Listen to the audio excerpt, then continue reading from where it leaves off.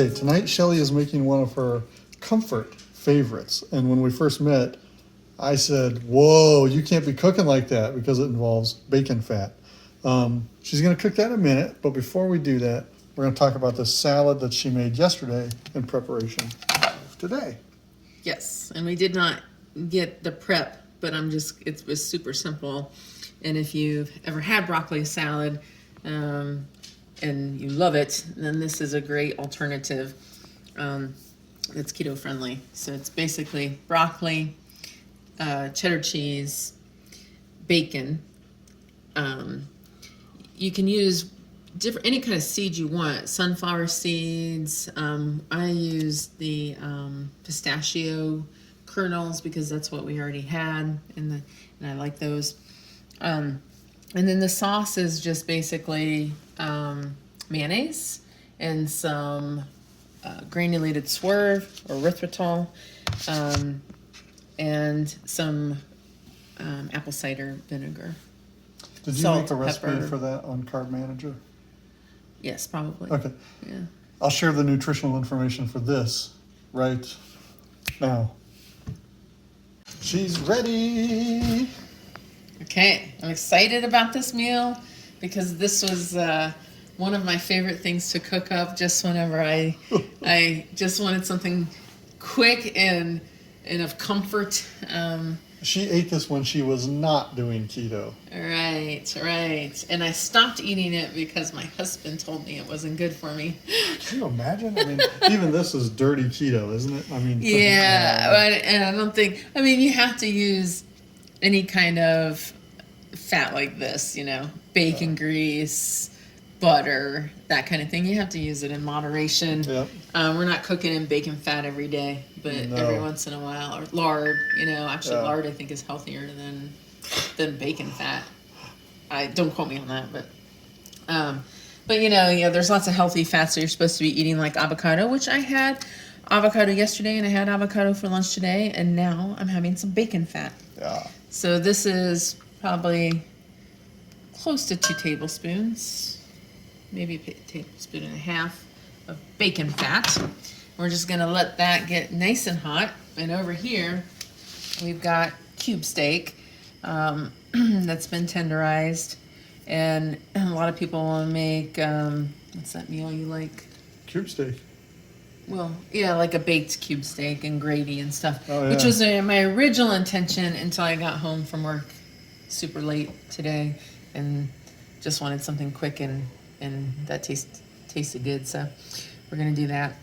And the meat, don't think it's not any good when you have meat that's touching each other like that, and it's not exposed to oxygen. It will turn brown, and if you actually let this sit out, it would turn red again. So I've salt, pepper, and garlic powdered all of this, and then I've got some almond meal.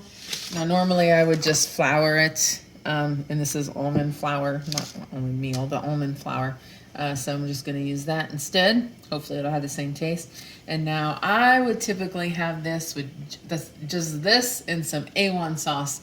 And I was very sad to just learn the A1 sauce, which I didn't think would be bad for you because it doesn't seem to be even sweet. It has corn syrup in it and has 3 carbs per tablespoon. So I think I'm going to have to eat this without the A1 sauce. So your mission is to find a keto-friendly I was A1 actually sauce. looking at the ingredients and thinking, can I whip something up somehow?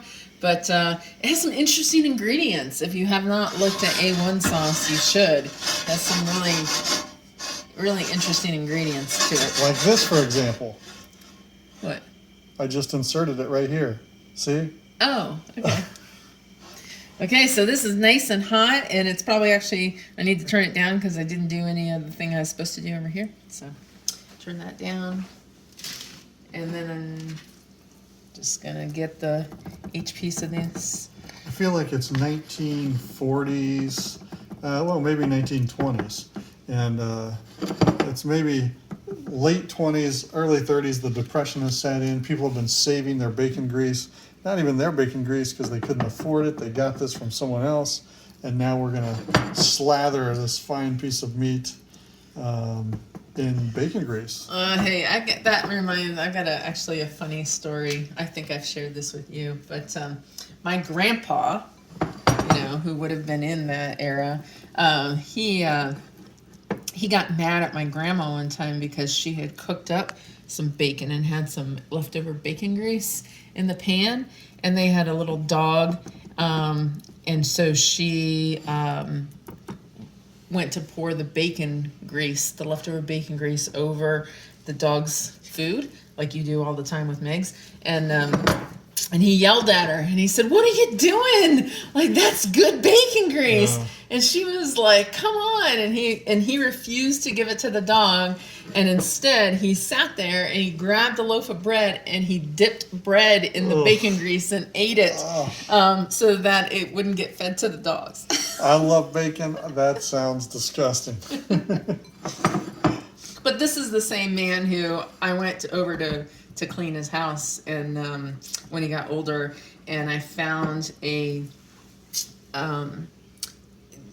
container that had flour in it, but it was like chunky, and I was like, "Grandpa, what is this?" And he's like, "That's my chicken flour." Oh God! And that is the flour that he breaded all of his chicken in, and he would just save the leftover and do it the next time. That's rough.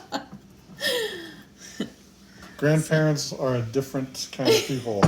Well, we'll be that way though too. Our grandkids We will. and probably our kids. The cycle continues here because they're going to be like, "What do you mean you cooked in bacon grease?" Right. I'm going to be like, "Yeah, she did it all the time." Yeah. Okay, I turned this back up because we are now ready to start frying this. And so if you wanted to do like a chicken fried steak, you would do the dip in the egg wash and then dip it again. But that's not what we're doing here today. So although that'd be another good meal to test out. That would be a good meal. Some chicken fried steak with some keto gravy. Yeah. So I'm just gonna, hopefully, put this in there and just fry this up until it's cooked.